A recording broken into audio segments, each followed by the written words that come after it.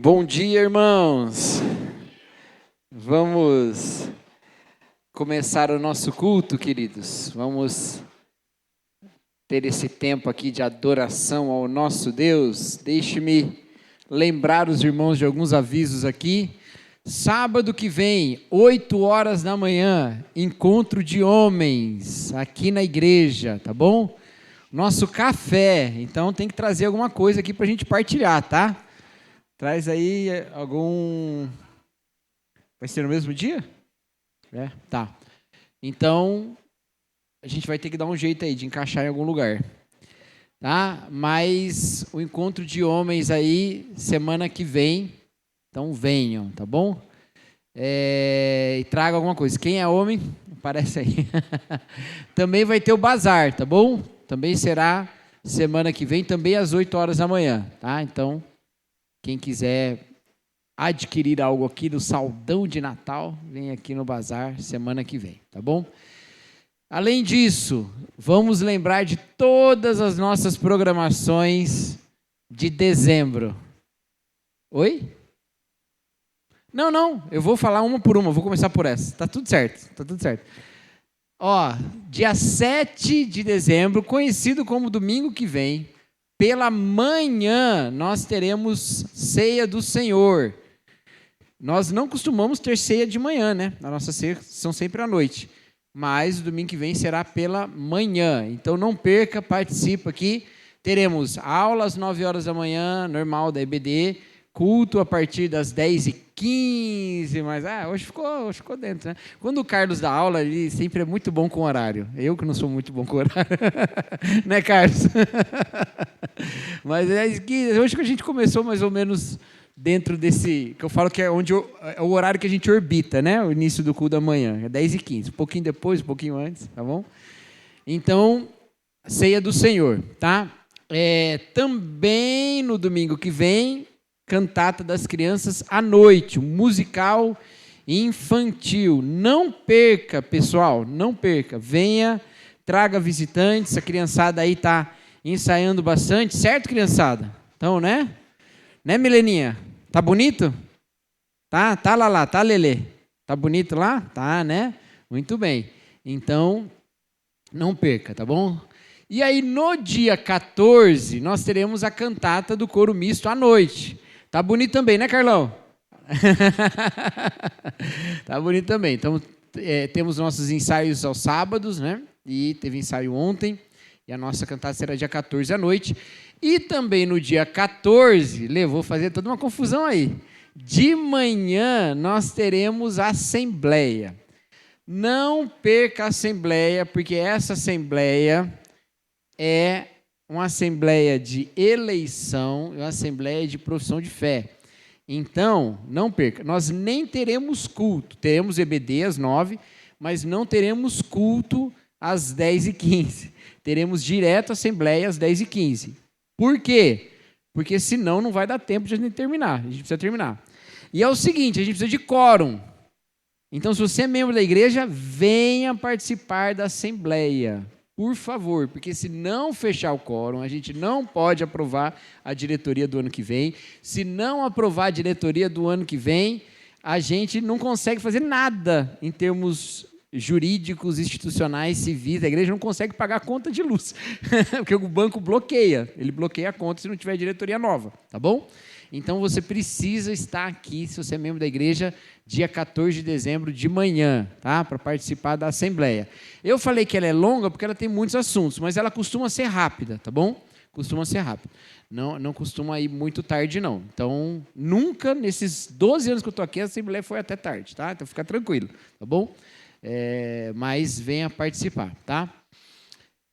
E aí, no dia 21 de manhã, batismos. Tá bom? Dia 21 de manhã, ali no nosso culto da manhã. E à noite, no dia 21, o nosso culto de Natal. Então, já falei para os irmãos, vou repetir aqui. Dezembro, você tem que estar aqui de manhã e de noite. Eu não cobro essas coisas, vocês sabem disso. Mas, olha, não tem jeito. É só o mês de dezembro. É para fechar bem o ano. Tá bom, queridos? Tudo bem? Então, vamos recapitular? Domingo que vem, ceia de manhã, cantata das crianças à noite. Dia 14, assembleia de manhã, cantata dos adultos à noite, ou do coro misto da igreja à noite. E dia 21, batismo de manhã e culto de Natal à noite. Aí tudo bem. E aí, dia 28, nosso último domingo do ano, que é sempre um domingo especial também. Mas aí a gente conversa quando chegar mais perto.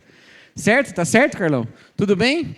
E sábado, encontro dos homens, café dos homens e bazar. Outra coisa, PGs, pequenos grupos. O encerramento, na verdade, não vou falar encerramento. O início do recesso se dará a partir da sexta-feira, dia 12, tá bom? É isso, né? Dia 12 é sexta, né? Última semana. É a última semana das reuniões dos PGs, tá bom? Então, tem essa semana ainda e a outra semana. E aí acaba, tá bom? Acaba esse ano e volta ano que vem, tá? Tudo bem, queridos? Então, você que faz parte do PG aí, entenda 2 semaninhas. E você que não faz parte do PG, coloca no seu coração fazer parte do PG ano que vem, que tem sido bênção, tá bom? É isso. Chega? Tá bom. Vamos orar, queridos, para a gente começar o nosso momento de culto aqui. Senhor nosso Deus, louvado seja o teu nome, Pai. Obrigado, Senhor, porque o Senhor é tão bondoso, tão misericordioso, ó Pai. Em toda a sua glória e majestade, o Senhor não se esquece de nós e se volta para nós, ó Deus. Senhor, mova em nós a graça do Senhor, que hajamos, ó Deus, de acordo com o teu caráter bom, e que esse culto seja uma adoração a Ti, assim como todo o nosso viver. Essa é a nossa oração, em nome de Jesus Cristo. Amém. Amém. Bom dia, irmãos. Quero convidar você a ficar em pé, se você pode. Vamos juntos louvar ao Senhor nessa manhã com algumas canções. Cada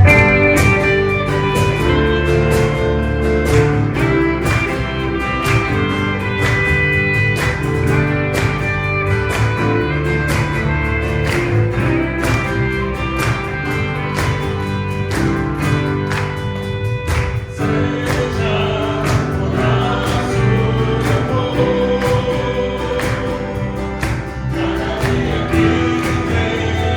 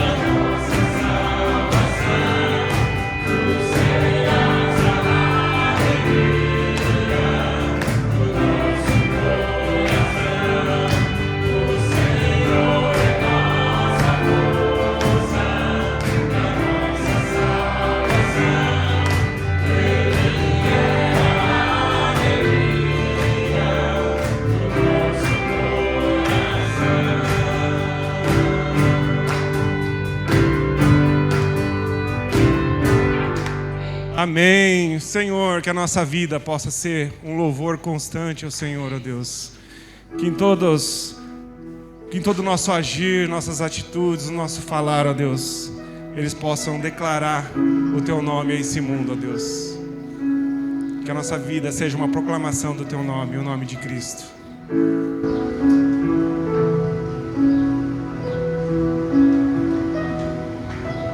Quero invocar o nome Cristo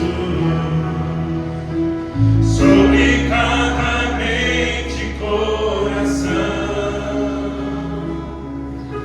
Eu sei que existe paz em tua presença. Amo Cristo.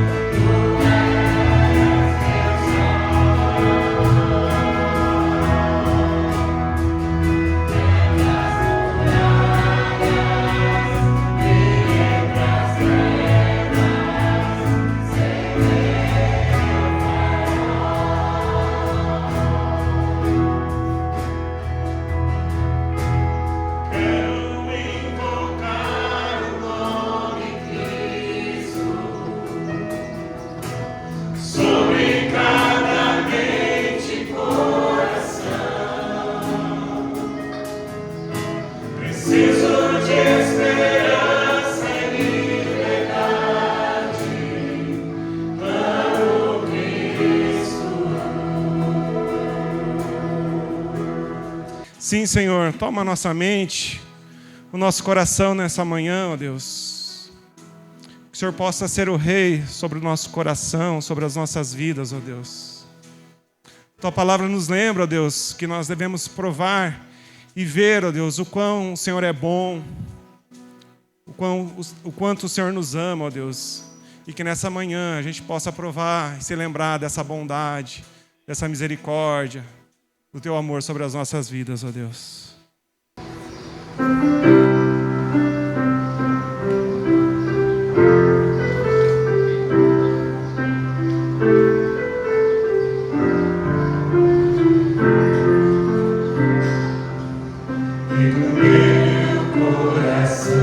Seja o monte que pecou, a fonte que eu bebo, és minha canção. Em o meu coração, seja o meu esconderijo, refúgio que preciso, és minha canção. Tu és bom.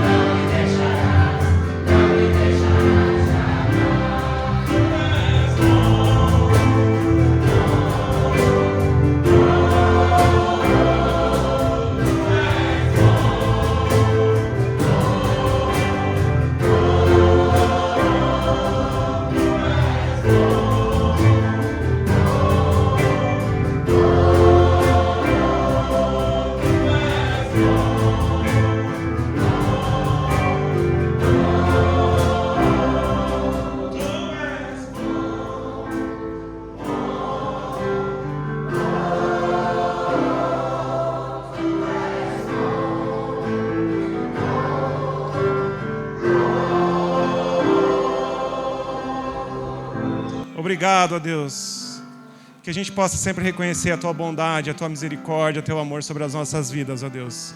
Que a cada dia a nossa vida seja um canto, ó Deus, realmente ao Senhor, ó Deus, declarando que o Senhor é bom a esse mundo, ó Deus, declarando que o Senhor é maravilhoso e é o nosso Salvador, ó Deus. Obrigado por essas canções que nos lembram da centralidade de Cristo nas nossas vidas e da importância que o Senhor tem para nós. Nós Te amamos, Senhor.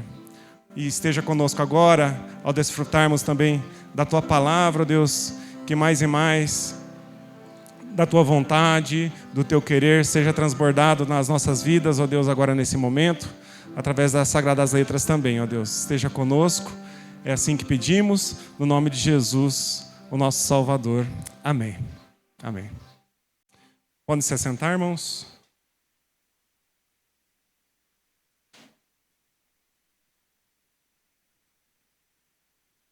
Graças a paz, igreja. As crianças que estão ensaiando para a cantata podem sair por aqui com a tia Nath.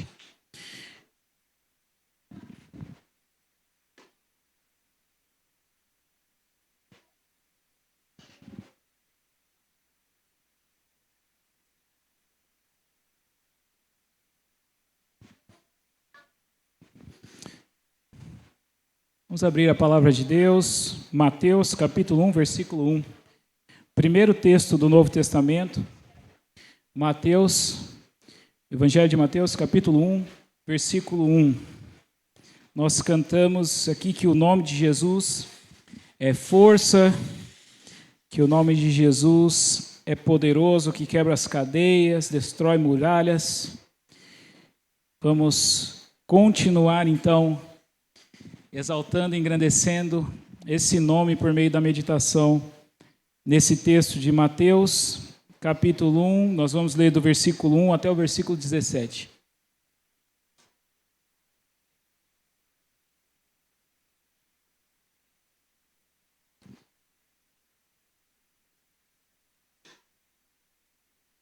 Estou vendo um aluno meu aí ainda procurando o texto. Amém? Achamos? Diz assim a palavra de Deus, livro da genealogia de Jesus Cristo, filho de Davi, filho de Abraão. Abraão gerou Isaque, Isaque gerou Jacó, Jacó gerou Judá e seus irmãos. Judá gerou Pérez e Zera, cuja mãe foi Tamar. Pérez gerou Esrom, Esrom gerou Arão. Arão gerou Aminadab, Aminadab gerou Naasson, Naasson gerou Salmão. Salmão gerou Boaz, cuja mãe foi Raabe. Boaz gerou Obed, cuja mãe foi Ruth. E Obed gerou Jessé. Jessé gerou o rei Davi. E o rei Davi gerou Salomão, cuja mãe foi aquela que tinha sido mulher de Urias. Salomão gerou Roboão, Roboão gerou Abias. Abias gerou Asa, Asa gerou Josafá, Josafá gerou Jorão, Jorão gerou Uzias. Uzias gerou Jotão, Jotão gerou Acás, Acás gerou Ezequias. Ezequias gerou Manassés, Manassés gerou Amon, Amon gerou Josias. Josias gerou Jeconias e os seus irmãos no tempo do exílio da Babilônia. Depois do exílio na Babilônia, Jeconias gerou Salatiel, e Salatiel gerou Zorobabel. Zorobabel gerou Abiúde, Abiúde gerou Eliaquim. Eliaquim gerou Azor. Azor gerou Sadoque, Sadoque gerou Aquim. Aquim gerou Eliúde. Eliúde gerou Eleazar. Eleazar gerou Matã. Matã gerou Jacó. E Jacó gerou José, marido de Maria, da qual nasceu Jesus, que se chama o Cristo. Assim, todas as gerações, desde Abraão até Davi, são 14. Desde Davi até o exílio na Babilônia, 14 gerações. E desde o exílio na Babilônia até Cristo, 14 gerações. Nós já oramos. Genealogias não são textos, meus irmãos, fáceis da gente ler, né? Até agora eu não vi que eu estava lendo aqui, mas com certeza devia ter alguns rostos curiosos sobre esse texto da pregação de hoje de manhã.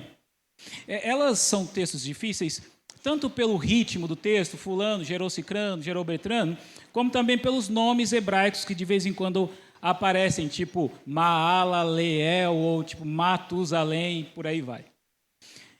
E além da dificuldade do texto em si, nós também nos perguntamos o que elas têm a ver conosco, o povo de Deus do Novo Testamento. Porque eu preciso saber quem gerou quem, que gerou quem, de 6.000 anos atrás. E para responder essa pergunta, nós precisamos nos lembrar que tipo de livro nós estamos lendo quando nós lemos a Bíblia Sagrada. Basicamente, a Bíblia é uma coletânea de várias histórias que se unem formando uma história maior. A história da redenção em Cristo Jesus. A história de como Deus está reatando o seu relacionamento com a humanidade que foi rompido por causa do pecado e fazendo isso por meio de Jesus Cristo. Jesus é o personagem principal dessa história maior da Bíblia. Ele é o Messias prometido. E uma das primeiras profecias a respeito do Messias está num texto que foi pregado aqui na série do Cacau, do Natal, do Antigo Testamento, Gênesis 3,15. O texto diz o seguinte: porém, inimizade entre você e a mulher, aqui Deus falando com a serpente, entre a sua descendência e o descendente dela. Este lhe ferirá a cabeça e você lhe ferirá o calcanhar. Veja que a primeira profecia a respeito do Messias já fala de um descendente de Eva, o que faz com que a gente procure, dentro da descendência dessa mulher, qual é o filho dela que vai preencher, que vai cumprir essa profecia, o que nos leva automaticamente para a genealogia de Adão. A gente quer saber quem são os filhos de Adão. Posteriormente, essas promessas messiânicas que está então na humanidade em geral, um filho da mulher, né? Todos nós somos filhos de mulher. Ela vai se afunilar na descendência de Abraão. Depois, na descendência do filho mais novo de Isaque, Jacó. E futuramente vão ser os descendentes de Judá que vão receber essas promessas messiânicas, as promessas a respeito do reino. E da tribo de Judá, essas promessas messiânicas vão se afunilar novamente na descendência de Davi. E a gente vai estar sempre procurando nas genealogias das descendências mencionadas nessas promessas, quem é o filho que vai cumprir as promessas messiânicas. Portanto, as genealogias, elas têm essa função de conectar os filhos às bênçãos dos pais. Por meio das genealogias, o povo consegue se identificar com a bênção de Abraão, a bênção de Isaque, de Jacó, de Davi. E mesmo nós, que somos o povo de Deus do Novo Testamento, nós que não somos herdeiros naturais dessas bênçãos, nós somos herdeiros por meio da fé que nós temos no Filho de Abraão, Jesus Cristo. Nele nós somos raça eleita, sacerdócio real, nação santa, povo de propriedade exclusiva de Deus. Por isso, tudo que tem a ver com essa história maior da Bíblia, a história da redenção, tem a ver conosco também, porque em Cristo essa história da redenção é também a nossa história. Então eu quero olhar aqui com vocês para essa genealogia de Jesus em Mateus, para nós vermos esse glorioso desenvolvimento da história do povo de Deus, que também é a nossa história, e percebemos como ela exalta Cristo, pela forma como Mateus está contando essa história aqui. Toda a história do povo de Deus converge a Jesus Cristo. Essa é a mensagem principal para a qual essa genealogia de Jesus aqui em Mateus aponta. O nome mais importante dessa genealogia é o nome que abre ela e o nome que termina ela. É este nome, o nome de Jesus, que faz com que esta genealogia seja importante e com que todas as outras genealogias da Bíblia sejam importantes. O versículo 1 começa dizendo, eu estou usando a Nova Almeida atualizada, livro da genealogia de Jesus Cristo. E o versículo 16 termina dizendo, José, marido de Maria, da qual nasceu Jesus, que se chama o Cristo. Ainda que Jesus não seja naturalmente filho de José, ele é herdeiro legal de José, e de todas as bênçãos da genealogia de José aqui apresentada. A genealogia aqui apresentada, ela revisita a história do povo de Deus desde Abraão até Jesus. Primeiramente, ela faz isso para relacionar Jesus com as promessas feitas por Deus à descendência de Abraão e especificamente também à descendência de Davi. Mas a genealogia também mostra, essa genealogia também mostra como a história do povo de Deus converge para essa primeira vinda de Cristo ao mundo. O apóstolo Paulo, ele chama o período da primeira vinda de Jesus Cristo de a plenitude do tempo. A vinda de Cristo ao mundo é o ápice da história humana, aquele fim para o qual tudo apontava, para o qual tudo convergia. Antes da vinda de Jesus, toda a história converge para ela. E depois da vinda de Jesus, toda a história se desenvolve a partir desta vinda de Jesus. Ele é o alfa e o ômega, o princípio e o fim de todas as coisas. Por isso, o apóstolo Mateus aqui organizou intencionalmente a genealogia de Jesus em 3 grupos de 14 nomes, antes do nome de Jesus. O nome de Jesus, então, é colocado após 6 grupos de 7 nomes cada. O que isso significa, na mentalidade hebraica, é que Jesus inaugura um período diferente da história. Jesus inaugura uma era que nós chamamos de era escatológica, um período de cumprimento de profecias, não mais de profecias sendo dadas, mas de profecias sendo cumpridas, a plenitude do tempo. Talvez por isso que o Evangelho de Mateus esteja em primeiro lugar no cânon do Novo Testamento. É muito provável que Mateus não foi o primeiro evangelho a ser escrito, mas ele é este que faz essa ponte natural, essa ligação natural com o Antigo Testamento, porque ele faz como quando a gente vai assistir uma série e a gente demora entre um capítulo e outro. Quando a gente vai assistir o capítulo, tem ali um resumo das cenas anteriores, dos episódios, o que aconteceu antes. Essa genealogia de Mateus faz exatamente isso, o que aconteceu até aqui. Ela começa então com essa mini genealogia, que funciona como uma introdução da genealogia completa. No versículo 1, vamos ler. Livro da genealogia de Jesus Cristo, filho de Davi, filho de Abraão. Essa expressão, livro da genealogia, é uma expressão do livro de Gênesis. Essa mesma expressão, ou uma variação dessa expressão, é usada em Gênesis para marcar sempre que a história tem um novo período, sempre que tem um novo momento da história de Gênesis, aparece isso. Em Gênesis 2:4, por exemplo, onde a minha Bíblia diz, esta é a gênese dos céus e da terra, na tradução grega do Antigo Testamento, que era a tradução mais usada no período do Novo Testamento, diz literalmente, este é o livro da genealogia dos céus e da terra, a mesma expressão que Mateus está usando aqui.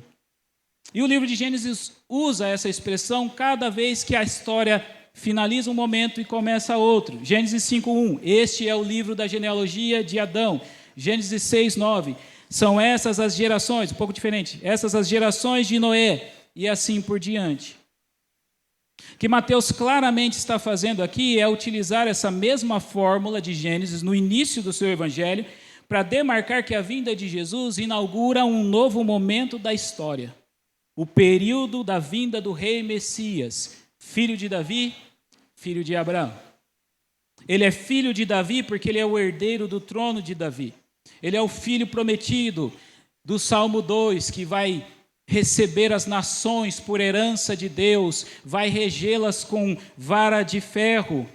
O rei que reinará para sempre sobre o trono de Israel, mas não só sobre Israel, mas sobre todas as nações, que mesmo sendo filho, ou seja, descendente de Davi, ele é maior do que Davi. O próprio Davi o chama de Senhor no Salmo 110, versículo 1. Jesus é o herdeiro de Davi, o rei messiânico que inaugurará o reino de Deus na terra para sempre. Esse título, filho de Davi, é um título, então, messiânico, é um título do Messias.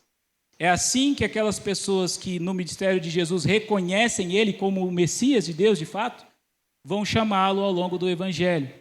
E não vão ser os líderes que reconhecerão primeiro e o chamarão primeiro de filho de Davi, mas serão os cegos, será uma mulher gentia, serão as crianças no templo, são os vulneráveis, os desamparados que perceberão mais rápido que Jesus é o filho de Davi. Você vai se lembrar dos cegos gritando, Jesus, filho de Davi, tem misericórdia de mim. Aqui, meus irmãos, se cumpre aquela palavra do apóstolo Paulo, que disse, quando eu sou fraco é que eu sou forte. Justamente por serem os que mais sofrem, são os vulneráveis que mais esperam pela vinda do filho de Davi.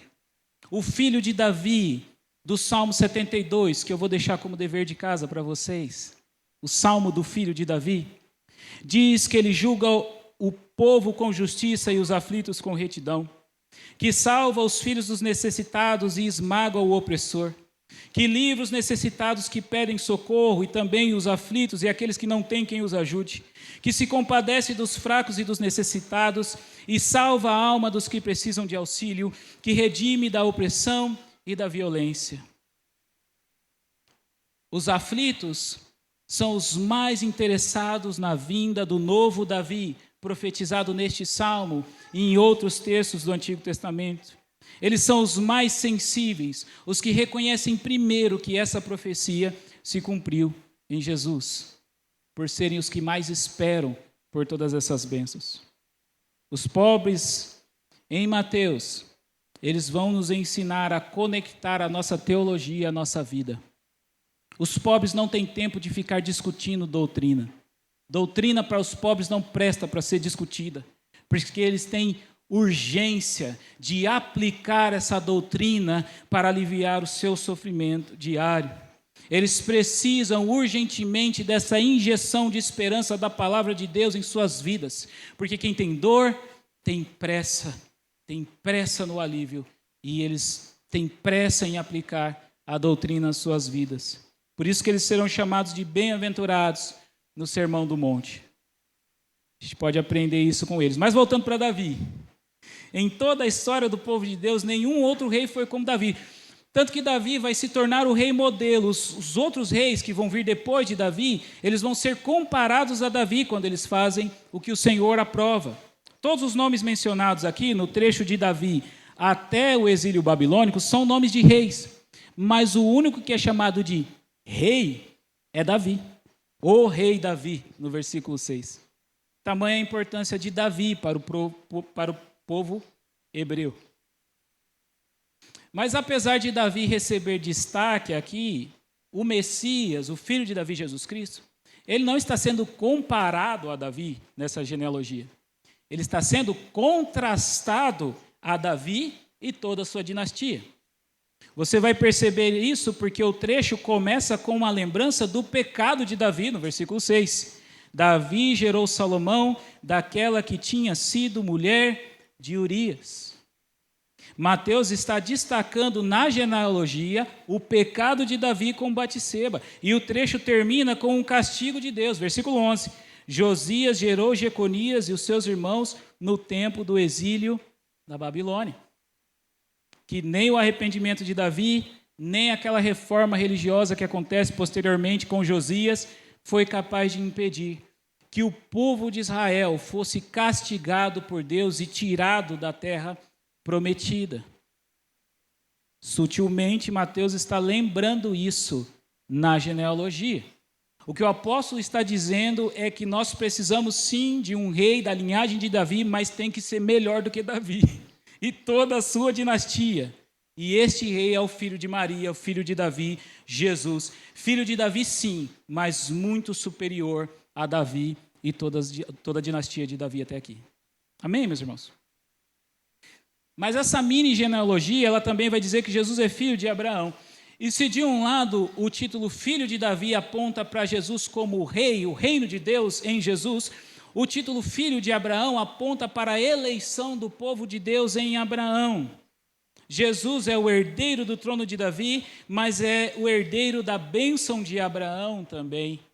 E não apenas da bênção, mas principalmente da missão dos filhos de Abraão de abençoar todas as nações da terra. Porque a bênção de Abraão, ela é uma bênção para a descendência de Abraão, uma bênção incondicional, mas a favor de todos os povos da terra.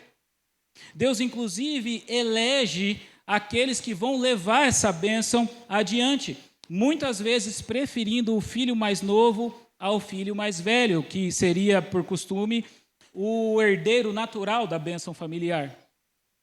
Deus prefere Isaque a Ismael, prefere Jacó a Esaú, prefere Judá, mesmo Judá não sendo o primogênito, e mesmo o pecado, apesar do pecado dele, destacado aqui também nessa genealogia, de desamparar a sua nora Tamar, e isso acabar resultando em um incesto que Tamar provoca no seu desespero. Inclusive, desse incesto é que vai dar sequência à genealogia do Messias.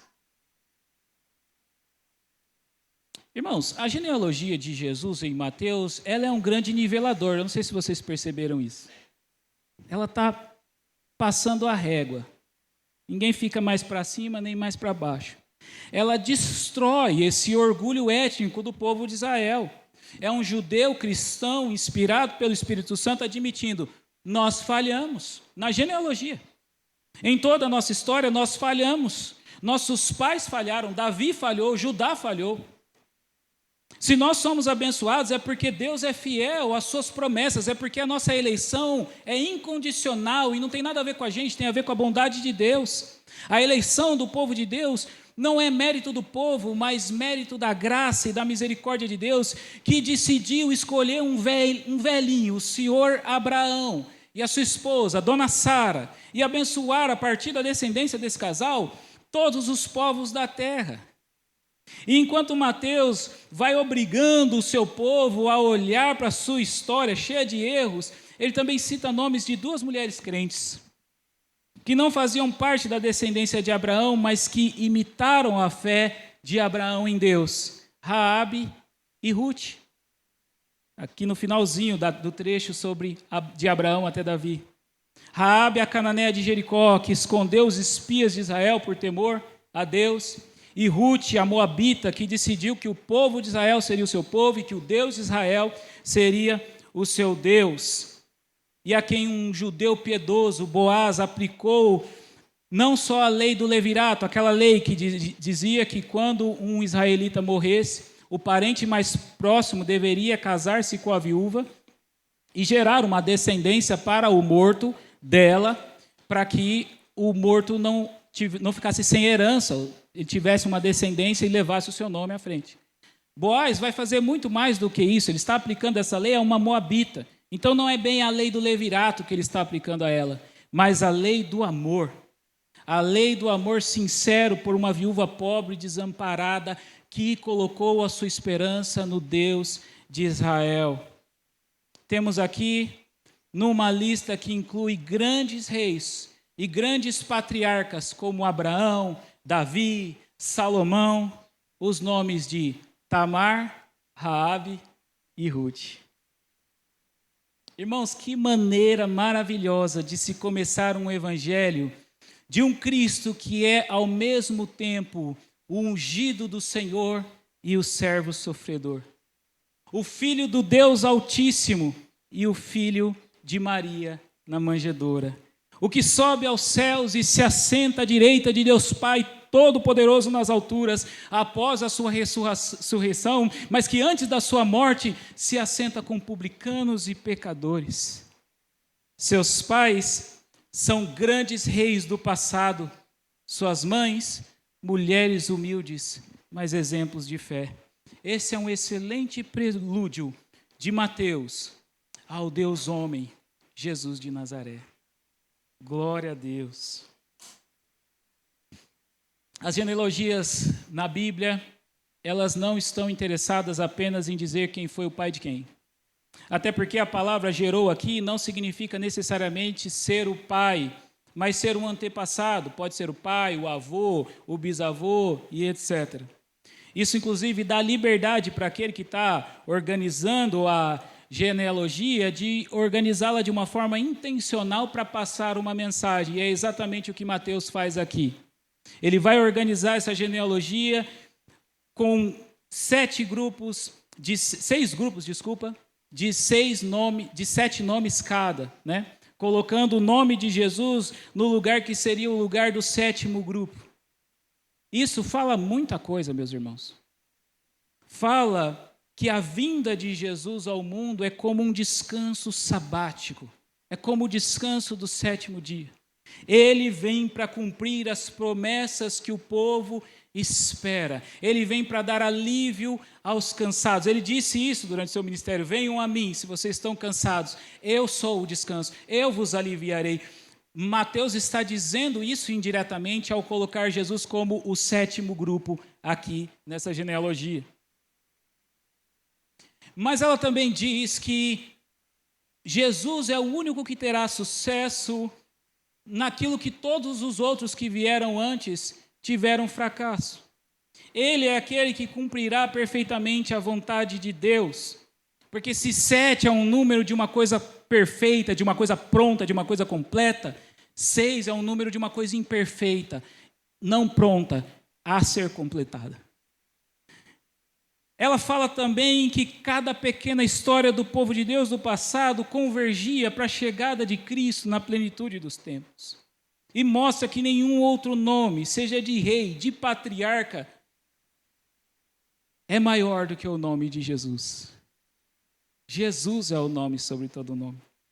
Quando eu estava preparando essa pregação e comecei a ler comentários e fiquei estudando sobre esses vários nomes que estavam aqui, eu estava orando e falei, Senhor, eu não estou entendendo muito bem o que eu vou pregar nessa genealogia.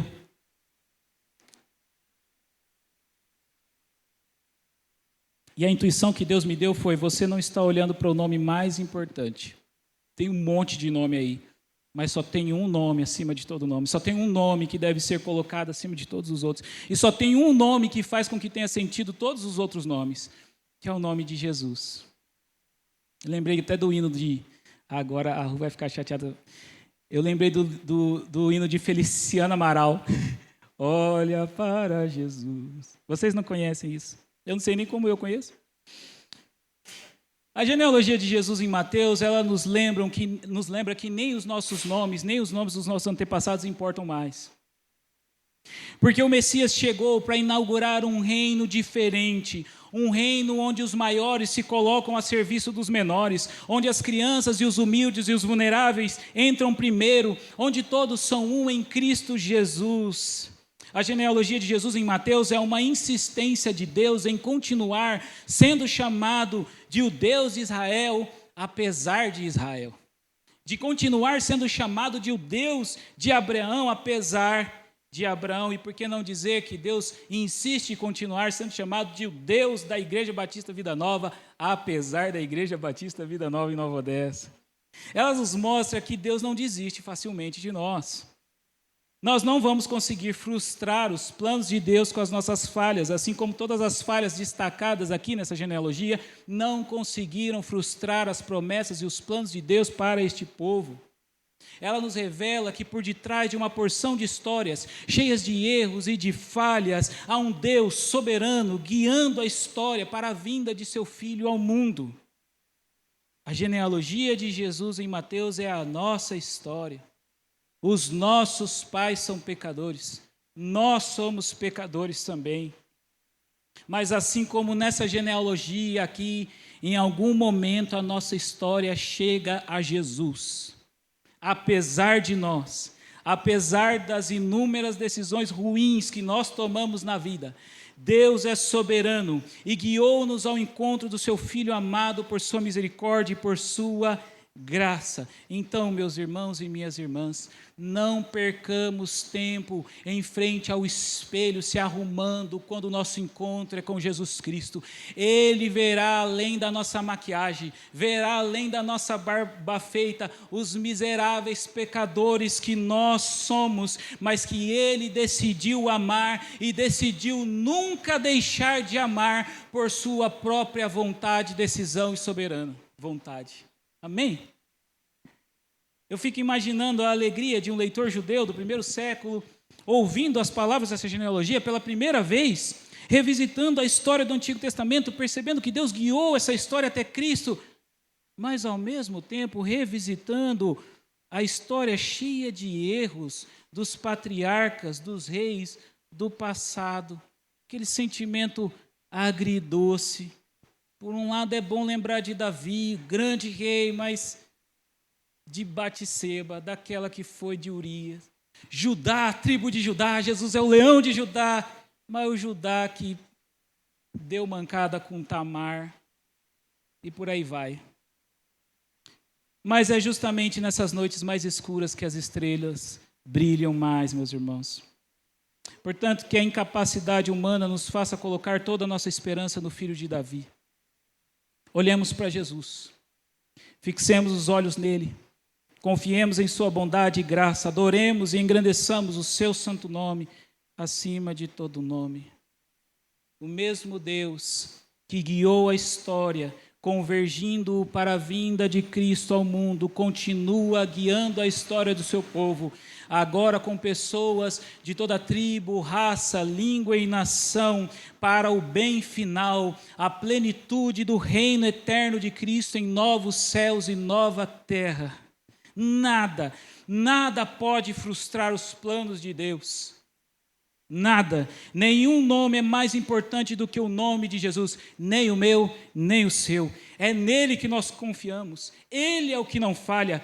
A boa notícia é que é a ele que nós estamos sendo conformados, dia a dia. Às vezes eu fico um pouco chateado quando eu vejo, principalmente para as crianças, a gente buscando lições de moral nas histórias dos personagens bíblicos. Já viu isso?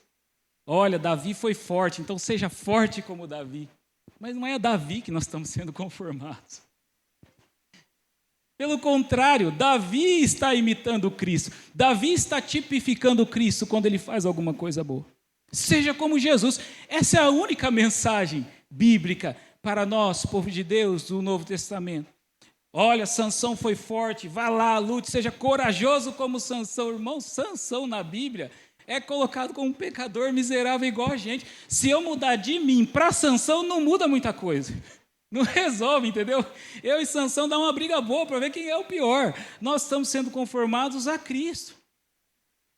Ele nos fez reis e sacerdotes para Deus.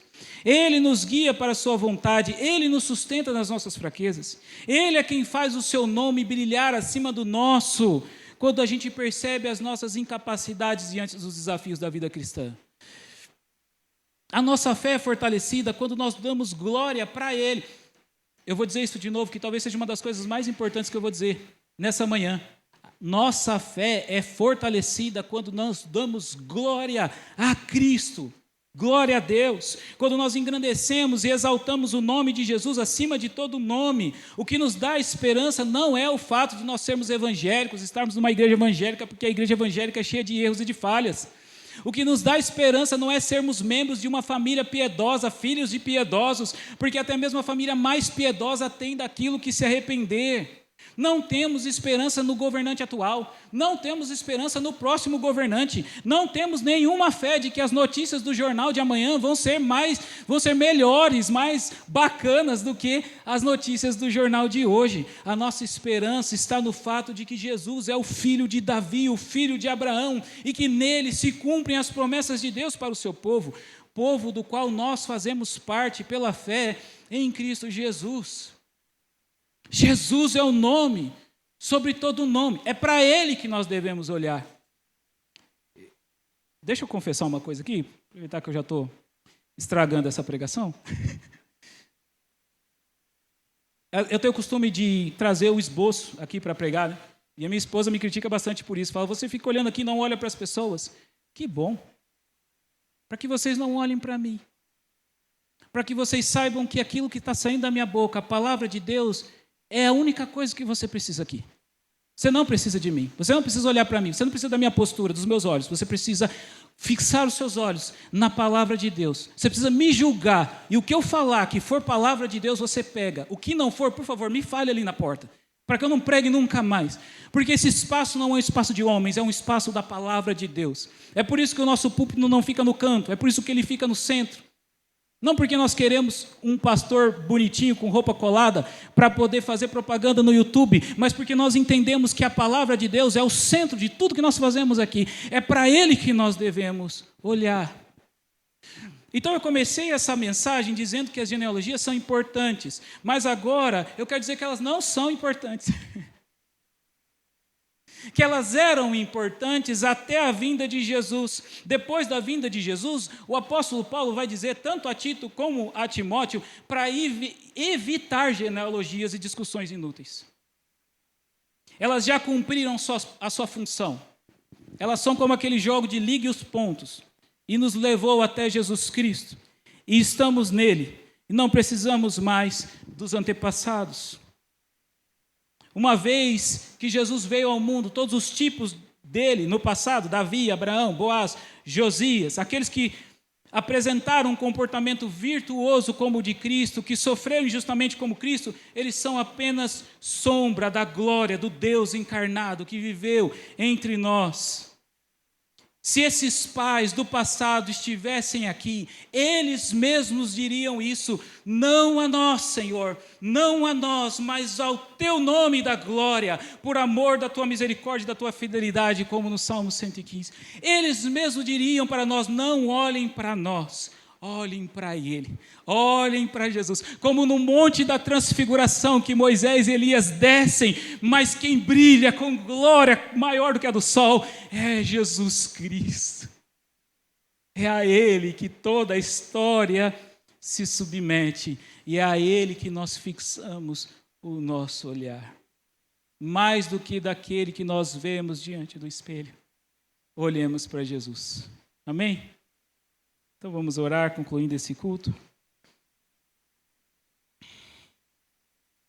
Jesus, que nome lindo, nome sobre todo nome, que nome doce, nome que significa muita coisa, nome que nos lembra de tantas vitórias, tantas bênçãos, tantas noites e lágrimas em que nós clamamos Cristo, como nós cantamos aqui. É o nome que nós queremos proclamar pelas ruas. É o nome que nós queremos clamar pelas montanhas. É o nome que nós queremos declarar sobre os enfermos, sobre os depressivos, sobre aqueles que não têm esperança no mundo. Jesus, clamo Cristo, das montanhas, nas ruas, nas reuniões de família, no Natal, enquanto o povo vai estar brigando por causa de política, eu quero clamar Cristo, eu quero brigar por causa de Cristo, eu quero levar Cristo.